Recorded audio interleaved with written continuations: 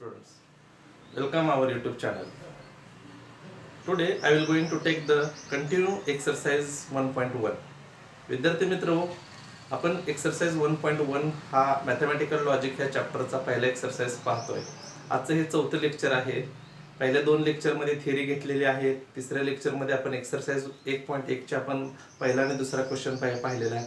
त्या क्वेश्चनमध्ये पहिल्या आणि दुसऱ्यामध्ये स्टेटमेंट ओळखायचं होतं आणि जर ते स्टेटमेंट असेल तर त्याची ट्रुथ व्हॅल्यू लिहायची होती आणि दुसऱ्या क्वेश्चनमध्ये आपण सिम्बॉलिक फॉर्म पाहिलेला होता.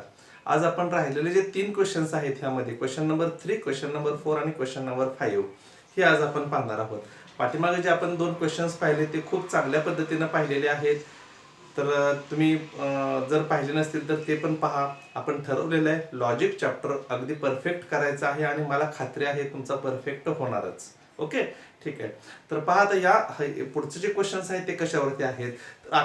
पूर्ण एक्सरसाइज 1.1 जो आहे तो मी सांगितले की statement, truth value, logical, connective that is compound statement आणि ट्रूथ टेबल ह्या 4 आर्टिकल वरती त्या ठिकाणी आपला एक्सरसाइज 1.1 आहे. तर पहिले 2 क्वेश्चन झालेले आहेत. आता तिसऱ्या क्वेश्चन पासून आपण पाहूया.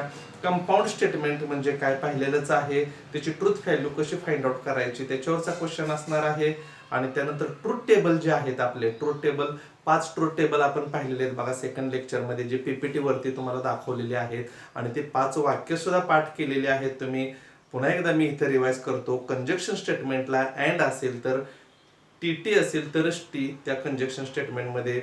त्यानंतर डिसजंक्शन असेल म्हणजे एखाद्या कंपाऊंड स्टेटमेंटच्या मध्ये ऑर असेल तर त्या ठिकाणी त्याचा ट्रूथ टेबल कसा तयार केलेला असतो तर दोन्ही एफ असेल तरच एफ अदरवाइज टी है ना, असं आपण ते शॉर्टकटली आपण लक्षात ठेवतो. निगेशन असेल टी असेल तर एफ, एफ असेल तर टी असतं. कंडिशनल स्टेटमेंट म्हणजेच इम्प्लाय स्टेटमेंट म्हणजेच इफ देन स्टेटमेंट असेल तर टी एफ असेल तरच एफ, अशा पद्धतीने आपण ते लक्षात ठेवलेलं आहे. आणि 5वं शेवटचं बाय कंडिशनल म्हणजे डबल इम्प्लिकेशन म्हणजेच इफ अँड ओनली स्टेटमेंट असेल तर त्या ठिकाणी आपण ते कशा पद्धतीने लक्षात ठेवतो तर दोन्ही सेम असतील टी टी असेल किंवा एफ एफ असेल तर त्या ठिकाणी त्याची ट्रूथ व्हॅल्यू ही टी असते अदरवाइज एफ. तर या पद्धतीने आपण ते लक्षात ठेवले.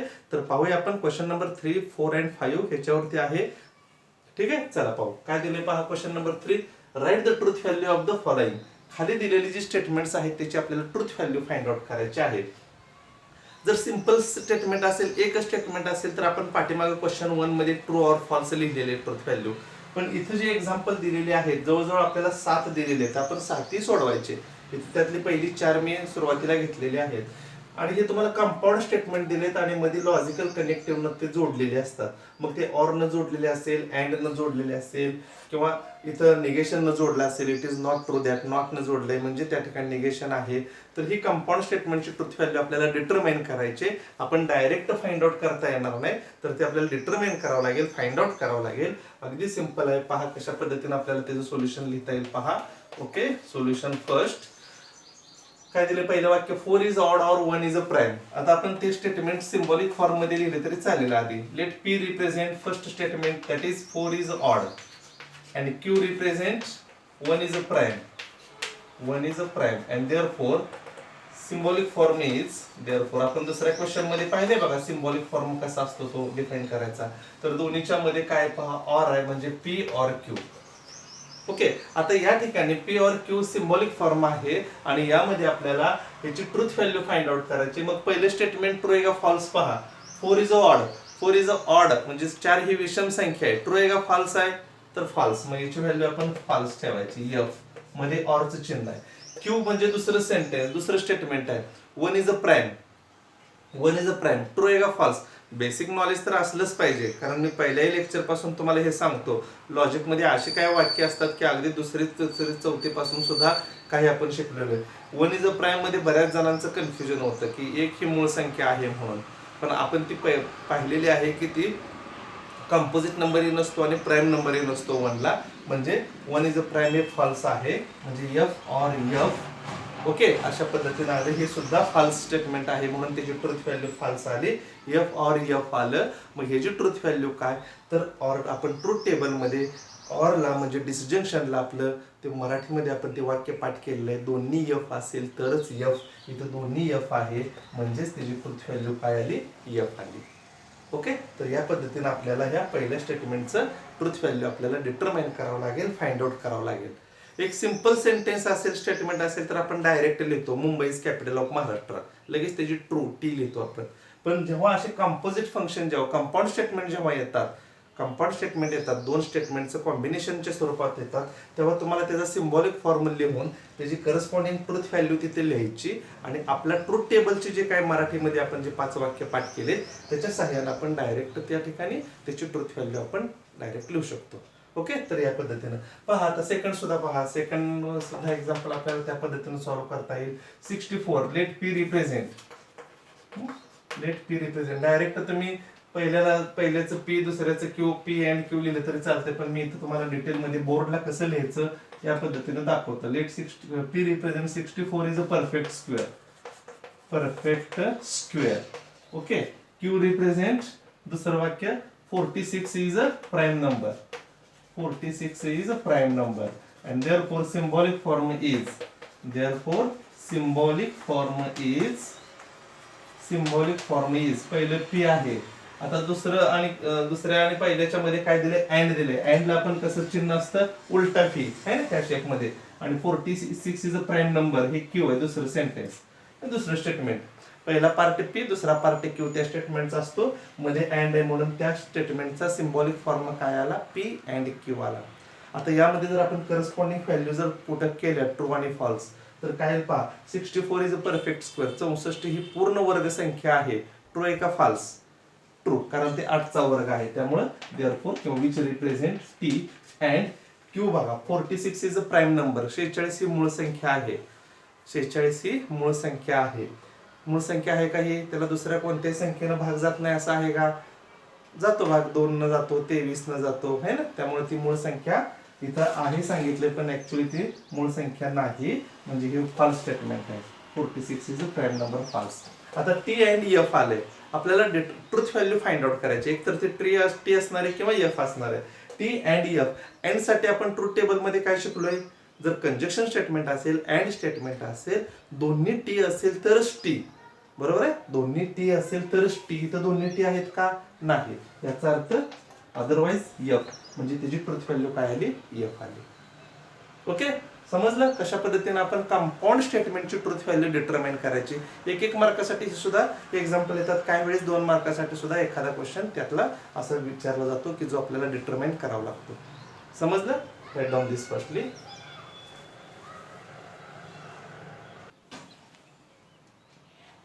Okay, now we take third one is 5 is a prime number and 7 divides 94.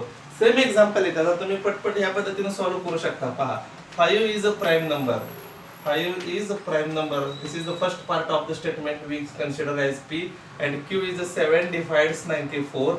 This is the second part, and therefore symbolic form is P मध्ये अँड एक और पहा, अँड दिलेला आहे म्हणजे P and Q. Okay, which represents. आता दोन्हीचे corresponding truth value लिहायच्या. पहिले स्टेटमेंट ट्रू आहे का फॉल्स बघा. 5 इज अ प्राईम नंबर, 5 ही मूळ संख्या आहे, ट्रू, मध्ये अँडचं चिन्ह आहे, symbolic form conjunction. Q 7 divides 94, 7 ने 94 ला भाग जातो. बघायचं 7च्या टेबल मध्ये 94 येतं का, किंवा 94 भागिले 7 करायचं, भाग जात नाही, म्हणजे ते फॉल्स आहे.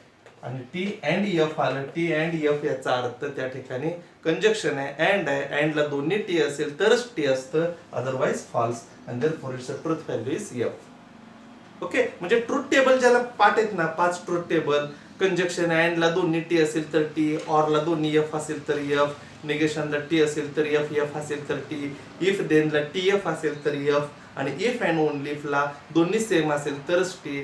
तर ह्याच्यावरती अख्खा पूर्ण लॉजिक चॅप्टर आहे, फार बेसिक आहे हे, आणि त्यामुळं पूर्णपणे तुम्हाला हे समजणार आहे. ट्रुथ टेबल ज्याला जमलं त्याला पूर्णपणे लॉजिक अंडरस्टँड होणार आहे. ओके, त्यासाठी ती ट्रुथ टेबल 5ही तुम्ही लक्षात ठेवायची. ठीक आहे. 4th वन पहा, it is not true that. जेव्हा असं येतं ना, it is not true that, तेव्हा त्या ठिकाणी डायरेक्ट निगेशन असतो. निगेशन प्लेचं आणि पुढे जे काय असेल ते, it is not true that म्हणजे निगेशन, डायरेक्ट निगेशन. आणि मग इथून पुढे जो काय असेल ते मग कंपाऊंड स्टेटमेंट असेल, कधी सिंगल स्टेटमेंट देतात. आता इथं बघा 5 - 3 इज अ रिअल नंबर, अगदी सिंगल स्टेटमेंट दिलेले आहे. 5 - 3 हा रिअल नंबर आहे, ऍक्च्युली हा कॉम्प्लेक्स नंबर आहे, इमॅजिनरी पार्ट आहे म्हणजे कॉम्प्लेक्स नंबर आहे, म्हणजे हे फॉल्स आहे. म्हणजे निगेशन एफ. आपण सुरुवातीला याचं स्टेटमेंट लिहिताना सोल्युशन लिहिताना असं लिहिलं तर चालते. Let P represent 5 - 3i is a real number. Is a real number हे आपला पी दिलेला आहे. अँड देअरफॉर सिम्बॉलिक फॉर्म काय असतो तर आम्ही पाठीमागे सांगितलं की it is not true that आलं का त्याचं निगेशन असते ह्याचा अर्थ. आणि दुसरा पार्ट आहे तो P which represent negation of P ची व्हॅल्यू. आता ट्रू आहे का फॉल्स पहा.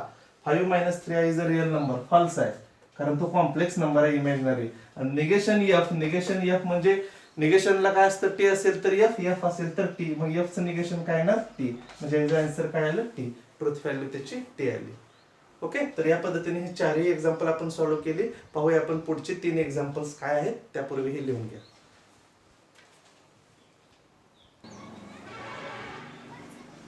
Okay, now take last 3 examples are there. Next one is fifth one is if 3 into 5 is equal to 8, then 3 plus 5 is equal to 15. Same examples आहेत. If then मध्ये जो logical connective काय वापरलाय त्याच्यावर आपल्याला त्याची ट्रूथ व्हॅल्यू ठरते. पहा, लेट पी रिप्रेझेंट. पी काय दिलेलं आहे आपल्याला 3 into 5 is equal to 8. Q represent. Q काय दिलेलं आहे 3 plus 5 is equal to 15.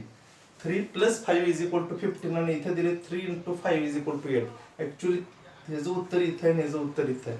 दिलेले लॉजिक मध्ये आहे की नाही, काय प्रॉब्लेम नाही. And therefore symbolic form is आता ते सिम्बॉलिक फॉर्म कोणत्या कनेक्टिव्ह न जोडला आहे ते सिम्बॉल आपल्याला वापरायचं. इफ दे न जोडले म्हणजे कंडिशनल स्टेटमेंट आहे. आणि कंडिशनल स्टेटमेंटचं आपल्याला सिम्बॉलिक फॉर्म माहिती आहे की अशा पद्धतीनं ॲरो द्यायचा, सिंगल ॲरो, त्याला आपण कंडिशनल म्हणायचं किंवा इम्प्लाइज म्हणायचं. पी इम्प्लाइज क्यू म्हणा किंवा पी कंडिशनल क्यू म्हटलं तरी चालतं. आणि मग याची ट्रूथ व्हॅल्यू आपण ठेवायची. पी ची ट्रूथ व्हॅल्यू पहा 3 into 5 is equal to 8. True आहे का फॉल्स? फॉल्स आहे. Implies 3 plus 5 is equal to 15 दिलेलं आहे, हे सुद्धा फॉल्स आहे. पहा, एफ इम्प्लाइज ला कंडिशनल स्टेटमेंटला आपण ट्रूथ टेबल मध्ये पाठ केलेला आहे, लक्षात ठेवलेलं आहे की टी एफ असेल तरच एफ असतं. पहिली व्हॅल्यू टी आणि दुसरी एफ असेल तरच एफ असतं. In all other cases it's a truth value is a T. बाकी सगळं टी असतात. मग टी एफ आहे का इथं पहा, टी एफ असेल तरच एफ, नसेल तर काय येणार आहे टी येणार आहे. म्हणजे ह्या स्टेटमेंटची ट्रूथ व्हॅल्यू काय आली पहा टी. बघा, दोन्ही फॉल्स स्टेटमेंट आहेत. हीच लॉजिकची गंमत आहे. दोन्ही फॉल्स स्टेटमेंट आहेत, हे फॉल्स आहे हेच फॉल्स, तरी सुद्धा त्याची ट्रूथ व्हॅल्यू काय आली टी आलेली. लक्षात आलं. तर या पद्धतीने आपल्याला हे सॉल्व्ह करता येईल. पहा, नेक्स्ट सांगू काय आहे इथं. Let P represent milk is white. Q represent sky is blue. Symbolic form. and therefore symbolic form is milk is white म्हणजे P. जोडले कशाने पहा, इफ अँड ओनली इफ न. इफ अँड ओनली इफ म्हणजे पाचवं लॉजिकल कनेक्टिव्ह आहे. Symbolically ते कसं डिनोट केलं जातं तर दोन्हीकडे ॲरो, डबल ॲरो आहे की नाही, या पद्धतीनं याला if and only if IFF ने लिहिलं जातं किंवा स्पेलिंग मध्ये सरळ इफ अँड ओनली इफ असंही लिहिलं जातं किंवा शॉर्ट मध्ये फक्त IFF लिहिलं तरी त्याचं मिनिंग सेम आहे. सिम्बॉलिक फॉर्म काय असतो तर दोन्हीकडे ॲरो. त्याला biconditional P biconditional Q असे म्हटलं तरी चालतं, पी डबल इम्प्लाइज क्यू असे म्हटलं तरी चालतं. ओके, मग आता याची करस्पॉन्डिंग ट्रूथ व्हॅल्यू आपण ठेवूया. पी म्हणजे काय, milk is white, true. Double implies Q काय बघा, sky is blue, sky blue असतं है ना, स्काय ब्लू आहे, ट्रू. दोन्ही ट्रू आहे. आणि डबल इम्प्लाइजला आपण ट्रूथ टेबल नुसार सांगू शकतो की दोन्ही सेम असेल तर ट्रू असतं, टी असतं. मग दोन्ही टी असो किंवा दोन्ही एफ असो, त्याची ट्रूथ व्हॅल्यू ही टी असते. आणि इथं दोन्ही टी आहे याचा अर्थ ट्रूथ व्हॅल्यू काय आली टी आली. ओके, तर या पद्धतीने आपण ते सॉल्व्ह करू शकतो. लास्टचं पहा येतं, त्याच पद्धतीने आपण इथं डिफाईन करूया. पी म्हणजे काय, first part that is 24 is a composite number. 24 is a composite number. आणि क्यू काय दिलाय 17 is a prime number. 17 is a prime number. पहा, मध्ये दोन्ही जोडले कशानं, ऑर न जोडलेला आहे. Therefore symbolic form is P or Q है ना. पहिलं पी मध्ये ऑर, दुसरा पार्ट आहे तो क्यू, पी ऑर क्यू. आता पहा याची ट्रूथ व्हॅल्यू लिहा. 24 is a composite number. Composite number जे प्राईम नंबर नाहीत त्याला कंपोजिट म्हणायचं साध्या भाषेमध्ये है ना. जे प्राईम नाहीत म्हणजे ती संख्या आणि 1 हे सोडून अजून दुसऱ्या कोणत्याही संख्येने जर भाग जात असेल तर त्याला कंपोजिट नंबर म्हणतो, म्हणजे हे ट्रू आहे. ऑर क्यू काय पहा, 17 इज अ प्राईम नंबर, ते सुद्धा ट्रू आहे. 17 ही मूळ संख्या आहे. दोन्हीच्या मध्ये ऑर आहे. ऑरला ट्रूथ टेबल काय सांगतो, ऑरला दोन्ही एफ असेल तरच एफ, दोन्ही एफ असेल तर एफ, अदरवाइज टी, म्हणजे याचा अर्थ याची ट्रूथ व्हॅल्यू काय आली, टी आली. तर या पद्धतीने डिटरमाइन द ट्रूथ टेबलचा क्वेश्चन बोर्डला असतो, तर तुम्हाला या पद्धतीने तो सॉल्व्ह करता आला पाहिजे. 7 एक्झाम्पल आहेत. 7 एक्झाम्पल आपण खूप चांगल्या पद्धतीने घेतलेले आहेत आणि मला खात्री आहे ती तुम्हाला समजले असतील. ओके, आता आपण नेक्स्ट क्वेश्चन नंबर 4 मध्ये काय दिले ते पाहूया. Okay, before that write down this. Okay, झालं बच्चो, गुड. आता पहा क्वेश्चन नंबर 4. आपण 5 क्वेश्चन्स आहेत, त्यामधला आता सेकंड लास्ट क्वेश्चन आहे. क्वेश्चन नंबर 4 काय दिले पहा यामध्ये, if the statement P Q are true, दोन स्टेटमेंट पी आणि क्यू ची ट्रूथ व्हॅल्यू दिली, ट्रू स्टेटमेंट्स आहेत. R S R false statement आहेत. आर आणि एस ची ट्रूथ व्हॅल्यू ह्या फॉल्स दिलेल्या आहेत, false statement. They determine the truth value of the following. मग खाली तुम्हाला सिम्बॉलिक फॉर्म मध्ये दिलेला आहे. मगाशी ह्याच्यावरचा क्वेश्चन होता तो तुम्हाला व्हर्बल फॉर्म होता, त्याचा तुम्ही सिम्बॉलिक फॉर्म मध्ये कन्वर्ट करत होता. त्याची ट्रूथ व्हॅल्यू आपण ओळखायची होती, ती करस्पॉन्डिंग मध्ये पुट करायची होती. पण यामध्ये ट्रूथ व्हॅल्यूज तुम्हाला दिलेले आहेत. पी क्यू हे ट्रू आहे, टी, आणि आर एस एफ आहे, आणि सिम्बॉलिक फॉर्म सुद्धा इथे दिलेले आहेत. अगदी सिंपल आहे. एमसीक्यूच्या क्वेश्चन मध्ये बऱ्याच वेळा असे क्वेश्चन्स असतात पहा, ट्रूथ व्हॅल्यू ऑलरेडी दिलेली असते आणि त्याच्यावरून तुम्ही डिटरमाइन करायची. या सिम्बॉलिक फॉर्म मध्ये फक्त त्या किमती ठेवायच्या असतात. फार इझी आहे. फक्त ट्रूथ टेबल तुम्हाला पाठ पाहिजेत. आपण असं लिहू शकतो, first we have P or Q and R is equivalent to, किंवा त्या ठिकाणी आपण व्हॅल्यू पुट करूया. पी ची truth value T, or Q ची truth value T, and R ची truth value R S false आहेत. ओके, त्याच्या आपण ट्रूथ व्हॅल्यू आपण ज्या दिलेल्या आहेत आपल्या क्वेश्चन मध्ये त्या आपण इथं ठेवलेल्या आहेत. आणि आता आपण लॉजिकचे जे ट्रूथ टेबल आहेत त्या ट्रूथ टेबलचा इथं वापर प्रॉपरली करायचा. म्हणजे काय होईल पहा, आधी आता कंस सॉल्व्ह करता येईल. टी ऑर आपण आहे असंच ठेवायचं. ब्रॅकेट सिम्प्लिफाय करताना टी अँड एफ आय मध्ये अँड आहे, अँड जर असेल म्हणजे कंजक्शन असेल तर त्याला कंजक्शनचा ट्रूथ टेबल वापरायचा. आणि त्या ट्रूथ टेबल मध्ये आपण शिकलेलो आहोत की दोन्ही एफ असेल, दोन्ही टी असेल तरच टी, अँडला आपलं काय पाठ केलेलं आहे आपण, दोन्ही टी असेल तरच टी, अदरवाइज एफ. इथं दोन्ही टी नाही, याचा अर्थ त्याची ट्रूथ व्हॅल्यू काय आली, एफ आली. ओके, म्हणजे ब्रॅकेट आपण सिम्प्लिफाय केला. आता इथं पहा काय तयार झालं मग, T or F. T or F, ऑरला काय पाठ आहे आपण डिस्जंक्शनला, दोन्ही एफ असेल तरच एफ. दोन्ही एफ आहेत का, नाहीत, याचा अर्थ T, remaining part is T, राहिलेले अदरवाइज टी आहे, याचा अर्थ टी ऑर एफ म्हणजे टी. झाल्याचं सोल्युशन, डिटरमाइन ट्रूथ व्हॅल्यू. असा इंटरेस्टिंग क्वेश्चन आहे वेगळ्या टाईपचा, आणि तुम्हाला या पद्धतीने ही सर्व एक्झाम्पल्स सॉल्व्ह करता येतील. पहा सेकंड सुद्धा इथं काय दिले पहा, P implies Q or R implies yes, equivalent to P implies Q or R implies yes. P Q च्या व्हॅल्यू T आहेत, म्हणजे T implies T, or R S false दिला आहे, F implies F. R आणि S false दिले, P आणि Q true दिले. म्हणजे जिथे P Q आहे तिथे T T ठेवायचं, R S आहे तिथे F F ठेवायचं, आणि आपलं लॉजिक ट्रूथ टेबल वापरायचं, विच इज इक्विव्हॅलंट टू. आता इम्प्लाइज म्हणजे कंडिशनल स्टेटमेंटला टी एफ असेल तरच एफ, हे बेसिक आहे. हे मात्र ज्याला परफेक्ट पाठ आहे ना त्याचं कमांडच येते, पटपट पटपट भरपूर एक्झाम्पल ते सॉल्व्ह करू शकतात आणि अगदी काही सेकंदामध्ये त्याचा आन्सर फाइंड आउट करू शकतात. पण त्याला माहित पाहिजे की इम्प्लिकेशनला, कंडिशनलला टी एफ असेल तरच एफ असतं, हे वाक्य त्याला माहित पाहिजे. टी एफ असेल तरच एफ, अदरवाइज टी, है ना, अदरवाइज टी. ऑर मध्ये ऑर आहे, आपण ऑर दिलं, T or. F implies F, implies ला टी एफ असेल तरच एफ, पहिलं ट्रू आणि दुसरं फॉल्स असेल तरच फॉल्स असतं, अदरवाइज टी, म्हणजे याचं सुद्धा टी आलं. ओके, कारण इतर पहिलं टी दुसरं एफ असेल तरच एफ आहे, असंच आपण ट्रूथ टेबल, कंडिशनलचा ट्रूथ टेबल आपल्याला माहिती आहे. मग टी ऑर टी, परत ऑरचा ट्रूथ टेबल वापरायचा, डिस्जंक्शनचा वापरायचा. ऑरला दोन्ही एफ असेल तरच एफ, दोन्ही एफ असेल तरच एफ आहे, अदरवाइज टी, म्हणजे त्याची ट्रूथ व्हॅल्यू काय आली, टी. तर या पद्धतीने आपण पहिलं दुसरं घेतलं. थर्ड एक्झाम्पल पण आपण इथं सॉल्व्ह करू शकतो. पहा, समजलं असेलच तुम्हाला, खात्री आहे मला, काही अवघड यामध्ये नाही.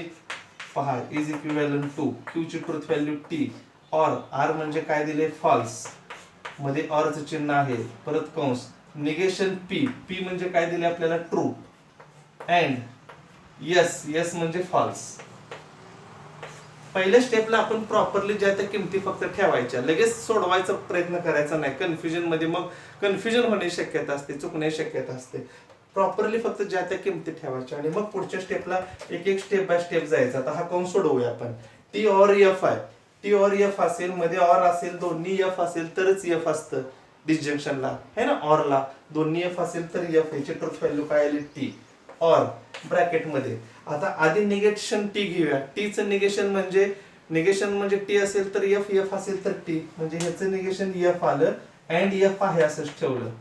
डायरेक्ट कंस पूर्ण सोडवण्याऐवजी मी काय केलं, निगेशन टी घेतलं. टीचं निगेशन एफ, एफचं निगेशन टी, त्यानुसार एफ अँड एफ. आता नेक्स्ट स्टेप, एखादी स्टेप वाढली तरी चालेल. T or F and F, and आहे इथं कंजक्शनला दोन्ही टी असेल तरच टी आहे, अदरवाइज एफ. इथं दोन्ही टी आहेत का बघायचं नाही. याचा अर्थ त्याची ट्रुथ व्हॅल्यू एफ आली, which is also equivalent to T or F. Disjunction आहे, ऑर स्टेटमेंट आहे. ऑर स्टेटमेंटला दोन्ही एफ असेल तरच एफ. इथं दोन्ही एफ आहेत का बघायचं नाही. याचा अर्थ त्याची ट्रुथ व्हॅल्यू काय आली टी. 2 मार्कासाठी असं एक्झाम्पल येऊ शकतं. Determine the truth value, P क्यूच्या व्हॅल्यू देतात, आर एसच्या व्हॅल्यू देतात आणि सिम्बॉलिक फॉर्म असं या पद्धतीनं दिलेला असतो.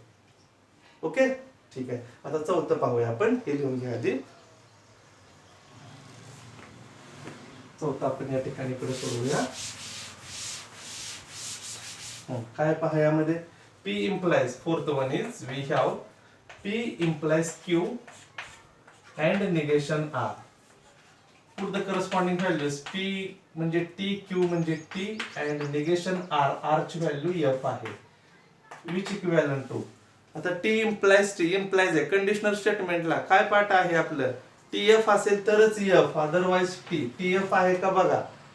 पहिले टी दुसरं एफ असेल तरच एफ लिहायचं, नाहीतर त्याची ट्रुथ व्हॅल्यू टी. अँड आहे असंच. निगेशन एफ, एफचं निगेशन टी, टीचं निगेशन एफ. इथं कसं मागावतं, टीचं निगेशन टी म्हणजे एफ, तसं आता निगेशन एफ म्हणजे काय येतं T. T and T, and आहे. अँड आपलं माहिती आहे आपल्याला, ट्रुथ टेबल सांगतो की दोन्ही टी असेल तरच टी वापरायचं. इथे दोन्ही टी आहे, याचा अर्थ ट्रुथ व्हॅल्यू ह्या पूर्ण स्टेटमेंटची ट्रुथ व्हॅल्यू काय आली, टी आली. अंडरस्टँड. ओके, कारण या पद्धतीने आपल्याला ते तुम्हाला सॉल्व्ह करता येतील. राहिलेले आता 3 एक्झाम्पल बघूया. Before that write down this. Okay, now take continue example number 5. काय दिले पहा यामध्ये, we have okay negation R double implies P implies negation Q. किती मोठी एक्झाम्पल देऊ द्या. 5व 6व 7व 8व मोठे दिलेले आहेत. काय नाही, आपण फक्त रूल्स वापरायचे, किमती ठेवायचे आणि रूल्स वापरायचे. 5व्या एक्झाम्पल मध्ये पहा काय दिले आता, which is equivalent to negation R, R म्हणजे काय एफ आहे, डबल इम्प्लाइज पी काय दिले आपल्याला ट्रू दिलेलं आहे, implies negation Q, Q is also true. Now negation F means T, कारण एफचं निगेशन टी असतं. Double implies T implies negation T म्हणजे एफ, एफचं टीचं निगेशन एफ. कोण सोडवूया, डबल इम्प्लाइज आहे. बाय कंडिशनल स्टेटमेंटला दोन्ही सेम असेल तरच T implies F as it is.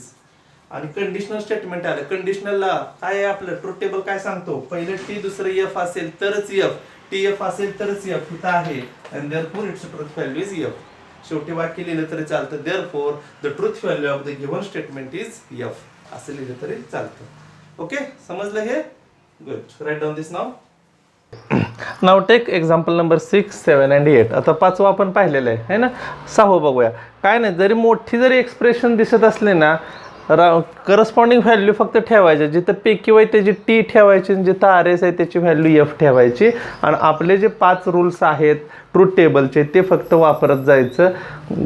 तुम्हाला बेसिकचा रूल, मॅथमॅटिक्सचे जे बेसिक रूल आहेत, आधी राऊंड ब्रॅकेट सोडवायचा, मग स्क्वेअर ब्रॅकेट सोडवायचा, त्या रूलनुसार आपण एक एक एक्सप्लेनेशन घ्यायचं. पाहता 6व्या एक्झाम्पलमध्ये सुद्धा आपण त्या पद्धतीने लिहू शकतो. हे एक्सप्रेशन आधी आहे असं लिहायचं, त्यामध्ये मी व्हॅल्यू पुटअप करतो. पहा यामध्ये निगेशन ऑफ पी ची व्हॅल्यू काय आहे टी, अँड क्यू म्हणजे काय आहे टी आहे, निगेशन टी, अँड आर ची व्हॅल्यू एफ. पहिल्या स्टेपला फक्त व्हॅल्यू ठेवायच्या. जिथं पी क्यू दिसतंय तिथं टी ठेवायचं, जिथं आर दिसतंय क्यू आलं का टी ठेवायचं, अँड आर आलं का तिथं एफ ठेवायचं. Or in another bracket P आलं टी अँड आर ची व्हॅल्यू एफ. Bracket complete. पहा पहिल्या स्टेपला काय केलं, जिथं पी क्यू आहे त्या ठिकाणी टी ठेवलं, जिथं आर आणि एस इथं नाही पण जिथं आर आहे तिथं त्याची ट्रूथ व्हॅल्यू एफ ठेवली. आणि मग आता आपण इक्विव्हॅलेंटचं हे करून एक एक टर्म आपण सॉल्व्ह करूया. पहा निगेशन टी म्हणजे काय, एफ, अँड निगेशन टी म्हणजे काय, F and F. Okay as it is. Or इथं कंस सोडवूया, टी अँड एफ. अँड म्हणजे कंजक्शन आहे, कंजक्शनला दोन्ही टी असेल तरच टी, अदरवाईज एफ. ऑर इथे सेम दोन्ही टी असेल तरच टी पाहिजे, कंजक्शन स्टेटमेंट आहे, अँड आहे, otherwise F. Okay next step पहा, एफ आहे असंच, आधी आतला राऊंड ब्रॅकेट सोडवायचा, and F and F F. Or F or F F. पहा सेम त्याच पद्धतीनं आलं. परत कंजक्शन, कंजक्शनला दोन्ही टी असेल तरच टी असतं, otherwise F or F. Or आहे, डिसजंक्शन आहे, ऑर स्टेटमेंटला दोन्ही एफ असेल तरच F. And therefore the truth value of the given statement is F. असं शेवटचं वाक्य लिहिलं तरी चालतं. Hence the truth value of given statement, truth value of given statement is F. तर या पद्धतीने हे एक्झाम्पल सॉल्व्ह करायचं. कितीही मोठं एक्सप्रेशन दिलेलं असो, करस्पॉन्डिंग व्हॅल्यू फक्त त्यामध्ये पुट करायच्या आणि त्यानुसार आपण सॉल्व्ह करता येईल आपल्याला. लक्षात आलं? गुड. आता पुढचं पहा, ते लिहून घ्या आणि मग सातवेचं सुद्धा सोल्युशन आपल्याला मी या ठिकाणी लिहिता येईल किंवा पुढे घेऊया आपण. इथं लिहून झालं असेल तर पहा 7 नंबरचं.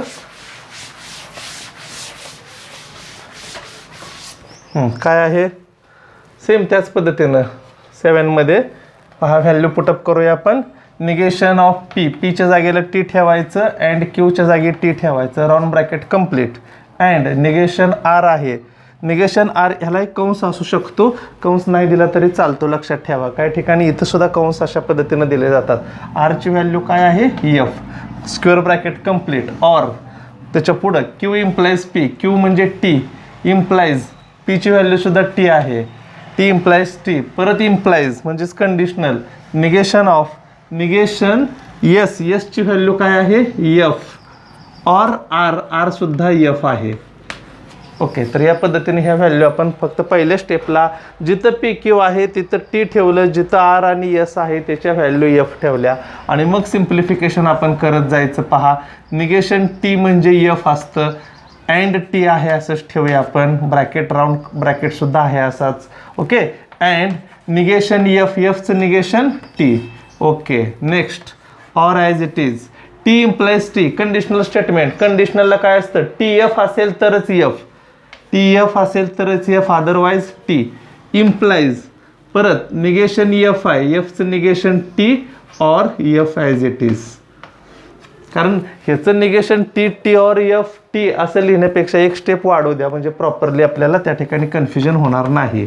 ओके नेक्स्ट पहा, F and T, and conjunction आहे, कंजक्शनला दोन्ही टी असेल तरच टी असतं, ह्याच्यावर कमांड असलं पाहिजे बरं का तुमचं. आता कंजक्शनला दोन्ही टी असेल तरच टी वगैरे, ऑर असेल तर दोन्ही एफ असेल तर एफ, अँड टी आहे असंच. ओके, याचा स्क्वेअर ब्रॅकेट आहे, स्क्वेअर ब्रॅकेट केला तरी चालतो, काय प्रॉब्लेम नाही. याची एफ आली अँड टी, मध्ये ऑर आहे असंच. टी इम्प्लाइज, आता पहा टी ऑर एफ आहे, ऑरला दोन्ही एफ असेल तरच एफ, दोन्ही एफ असेल तरच F, otherwise T. Okay next step, F and T, परत कंजक्शन, अँडला दोन्ही टी असेल तरच टी आहे, इथं दोन्ही टी आहेत का, नाही, याचा अर्थ F.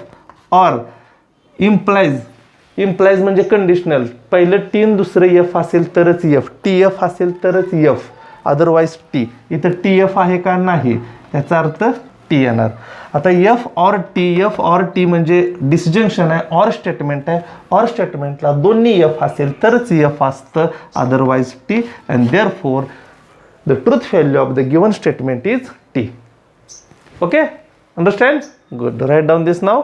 And similarly, we take the last example of this question number 4. We put the corresponding values here. Negation of, negation कंसाच्या बाहेर आहे त्यामुळे ते तसंच ठेवूया. स्क्वेअर ब्रॅकेट आधी पूर्ण सोडवल्यावरच मग निगेशन घ्यायचे, म्हणजे हे जी ट्रूथ व्हॅल्यू आधी ह्या कंसाची आपल्याला काढावं लागेल. पहा निगेशन पी, पीची व्हॅल्यू टी अँड आरची value F.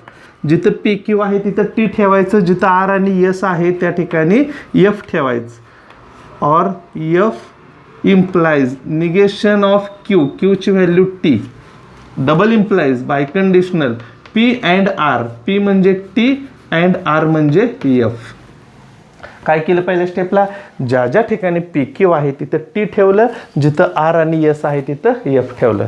Okay, next step पहा पुढं, that is equivalent to, negation बाहेर आहे असंच, कंस सोडवूया, ब्रॅकेटमध्ये निगेशन टी आहे म्हणजे टीचं निगेशन एफ अँड एफ आहे असंच, ऑर इथं सुद्धा एफ इम्प्लाइज निगेशन टी, टीचं निगेशन एफ, टीचं निगेशन एफ असतं, एफचं निगेशन टी असतं आहे ना नॉट स्टेटमेंटमध्ये. हा bracket complete, bracket complete, double implies T and F. आता हा कंस सोडवूया, टी अँड एफ आहे, अँड असेल तर काय राहतं त्या ठिकाणी, अँडला दोन्ही टी असेल तरच टी, अदरवाईज एफ. इथे दोन्ही टी आहेत का, नाही, याचा अर्थ त्याची truth value F, which is equivalent to negation of, पाहता एफ अँड एफ, अँडला दोन्ही टी असेल तर T, otherwise F, otherwise F, or F implies F, implies म्हणजे कंडिशनलला पहिलं टी दुसरं एफ असेल तरच एफ असतं, अदरवाईज टी, म्हणजे एफ इम्प्लाइज एफ असेल तर त्याची ट्रुथ व्हॅल्यू टी आली आहे ना. डबल इम्प्लाइज एफ आहे असंच, कारण आधी आपल्याला इकडचे पूर्ण सॉल्व करावं लागेल, ते एफ तसंच ठेवायचं. Which is equivalent to negation of F or T, or आहे, ऑर म्हणजे डिसजंक्शन, दोन्ही एफ असेल तरच एफ, इथं दोन्ही एफ आहे का पहा, नाही, म्हणजे निगेशन टी आलं, डबल इम्प्लाइज एफ. ओके, टीचं निगेशन, आता आधी निगेशन घ्यावं लागेल टीचं, कारण ह्या स्क्वेअर ब्रॅकेट पुरतंच निगेशन आहे, पूर्ण ब्रॅकेटला नाही, इकडं स्क्वेअर ब्रॅकेट इथं संपतो. टीचं negation F, double implies F, आणि डबल इम्प्लाइज म्हणजे बाय कंडिशनलला दोन्ही सेम असेल तर त्याची ट्रुथ व्हॅल्यू काय येते, टी येते. And therefore we get the required truth value is T, and therefore the truth value of the given statement is T. या पद्धतीने आपल्याला ते कितीही मोठी एक्सप्रेशन्स असू द्या, करस्पॉन्डिंग व्हॅल्यू पुटअप करायच्या आणि ह्याची तुम्ही प्रॅक्टिस करा, पुन्हा पुन्हा एक्झाम्पल्स बघा. फक्त रूल्स तुम्हाला ट्रूथ टेबल पाठ पाहिजेत अशा टाईपचे सर्व एक्झाम्पल सॉल्व करायसाठी, आणि मला खात्री आहे तुम्ही निश्चितपणे त्यावर तुम्ही कमांड मिळवचाल, व्यवस्थित ह्या टाईपचे एक्झाम्पल सॉल्व करू शकताल. समजलं, लिहून घ्या. हे शेवटचा क्वेश्चन आपण पाहूया यानंतर.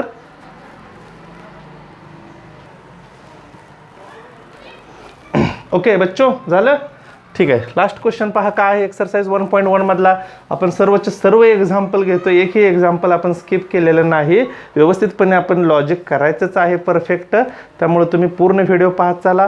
जे पहिल्यांदा पाहतोय त्यांनी सबस्क्राईब करायला विसरू नका, कारण तुमचा प्रत्येक सबस्क्राईब हा मला मोटिवेट करतो. ओके, अजून चांगल्या पद्धतीनं तुम्हाला MCQचे जेव्हा आपण लेक्चर सुरू करतील, CETचे शॉर्टकट जेव्हा होतील, तेव्हा तुम्हालाही त्याचा निश्चितच बेनिफिट मिळणार आहे.